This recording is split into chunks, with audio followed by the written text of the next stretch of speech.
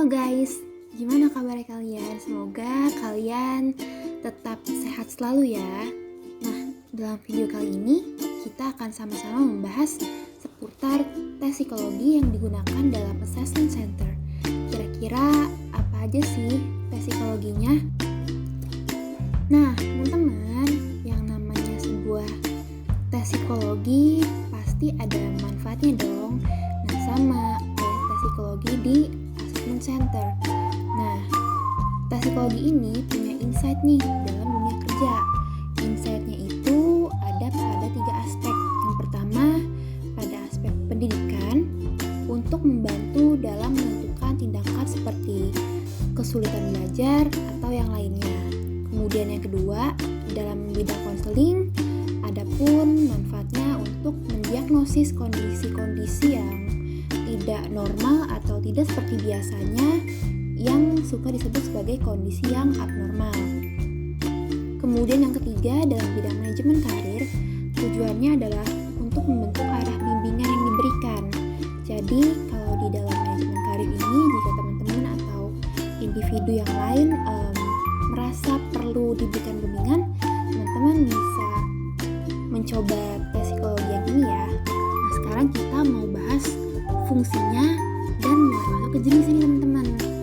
Pertama, fungsi tes psikologi adalah untuk membantu asesor untuk menemukan individu yang tepat yang disesuaikan dengan pekerjaan tertentu.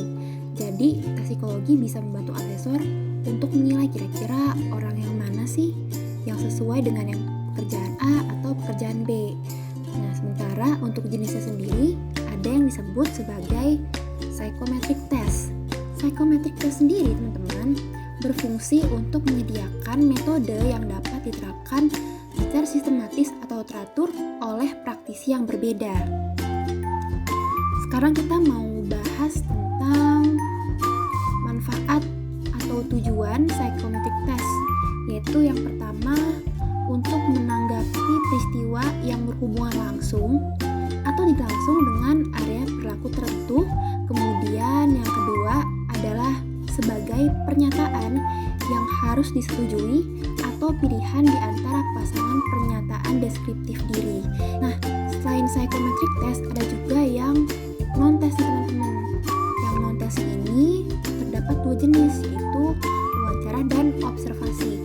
Kalau yang wawancara tujuannya untuk mendeteksi karakteristik pribadi yang terlibat dalam kinerja seseorang, sedangkan kalau yang observasi merupakan metode yang kuat dan berguna untuk meningkatkan praktik penilaian yang mengarah pada intervensi yang efektif. Sekarang kita masuk ke jenis-jenisnya, jenis-jenis tes psikologi yang digunakan dalam assessment center.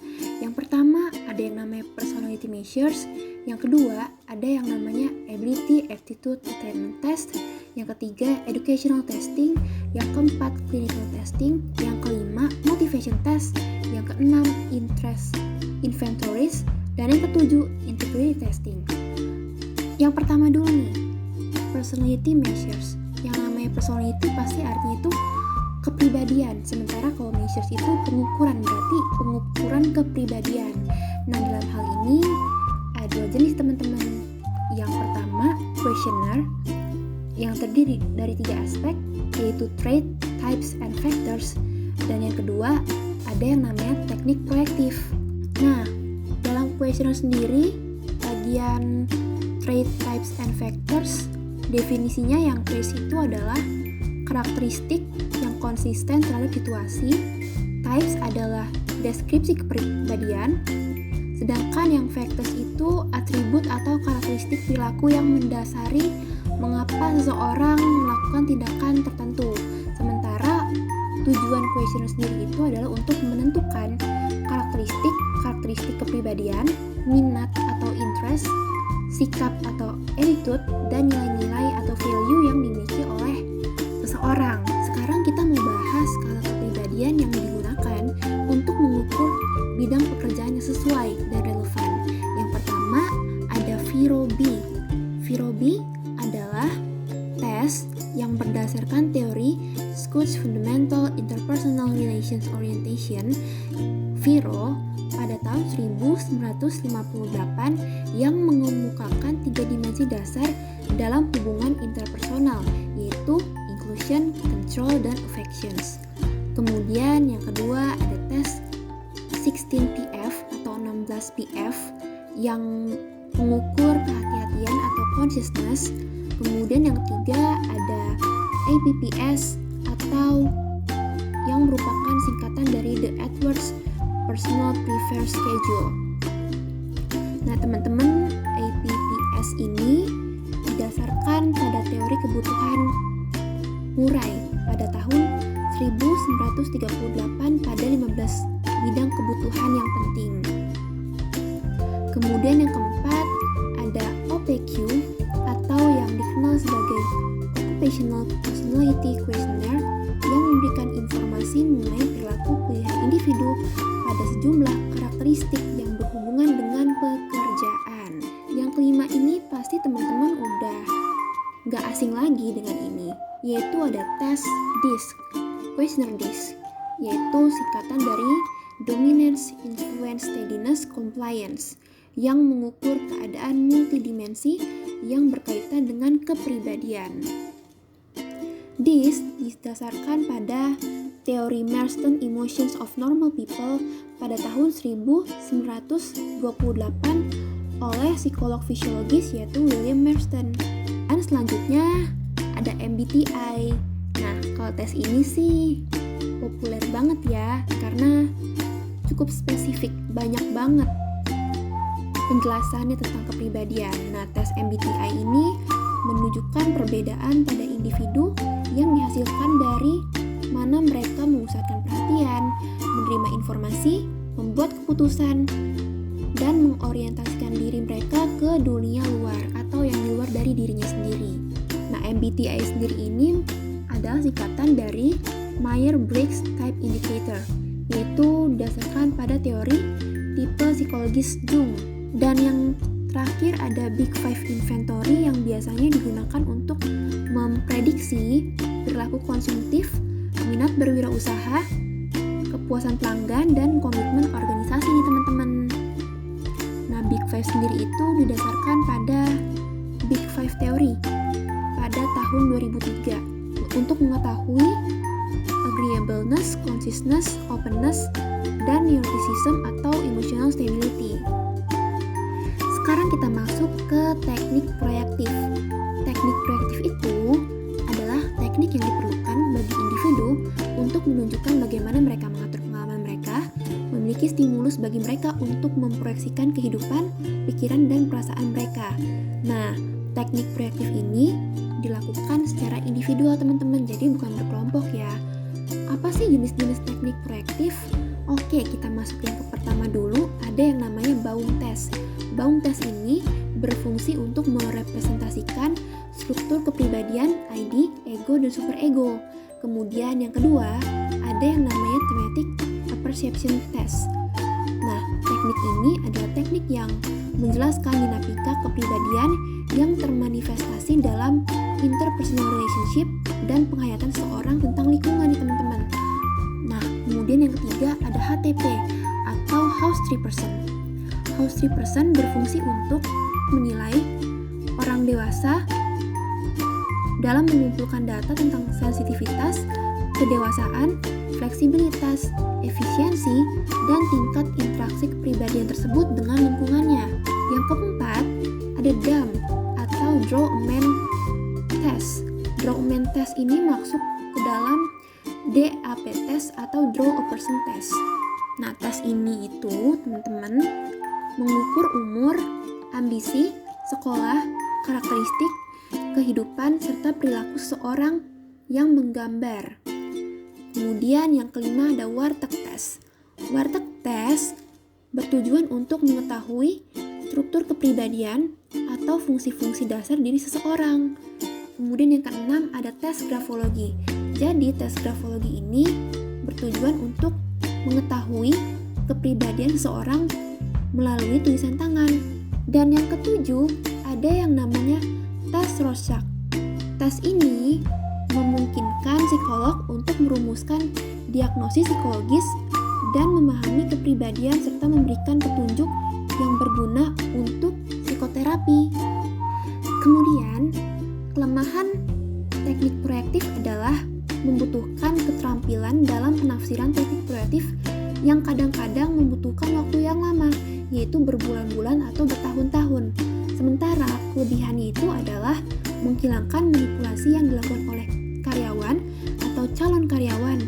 Kemudian yang kedua, alat kualifikasi dalam mempekerjakan orang tetap berada di level yang lebih tinggi daripada tes psikologi biasa. Kemudian setelah ini kita mau bahas tentang ability, aptitude, dan attainment. Yang pertama ada ability test. Ability test bertujuan untuk melihat perilaku yang seringkali bersifat intelektual atau kognitif. Nah, dalam ability test ini juga ada yang dinamakan creativity test. Creativity test ini bertujuan untuk mengukur kemampuan seseorang berpikir secara divergen. Selanjutnya, attainment test. Attainment test itu bertujuan untuk mengukur pencapaian, keterampilan berhitung, dan literasi pada orang dewasa. Jadi tes ini untuk orang dewasa ya teman-teman, bukan untuk remaja atau anak yang masih kecil. Adaptive testing.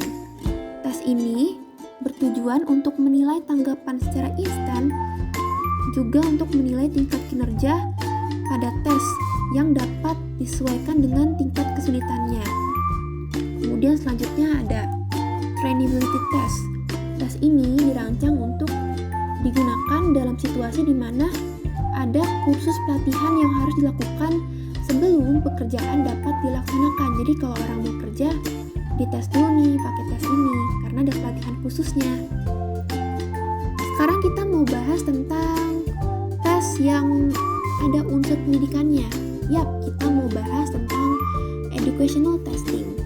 Educational testing ini digunakan untuk melakukan tes pencapaian pendidikan dalam program magang atau pelatihan dasar.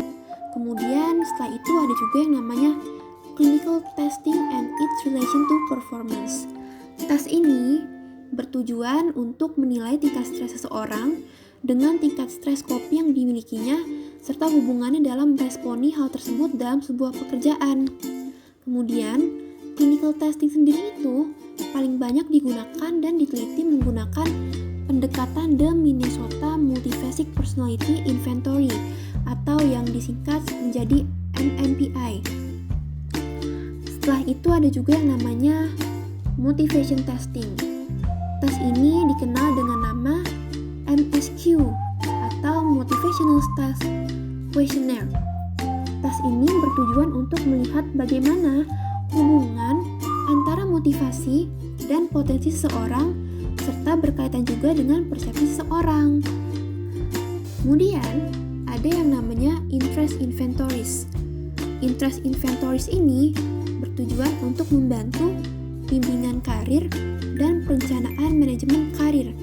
Jadi, dalam hal ini, interest inventories dapat membantu seseorang dalam membuat perencanaan karirnya ingin seperti apa sih ke depannya. Yang terakhir, ada yang namanya integrity testing. Integrity testing ini pada dasarnya ada dua jenis, yaitu terbuka dan terselubung. Yang terbuka berarti mengkaji sikap dan perilaku integritas masa lalu secara langsung teman-teman. Sedangkan yang terselubung menilai ciri-ciri kepribadian spesifik responden yang dianggap berhubungan dengan integritas. Nah, dalam tes ini pengaruh situasional berhubungan dengan kecenderungan individu untuk menentukan tingkat kejujuran. Nah, integrity testing sendiri itu dapat dilakukan dengan observasi yang dianggap sebagai analisis validitas. Itu dia teman-teman, macam-macam tes psikologi yang digunakan dalam assessment center. Makasih teman-teman sudah menonton video ini, semoga bermanfaat. Bye-bye.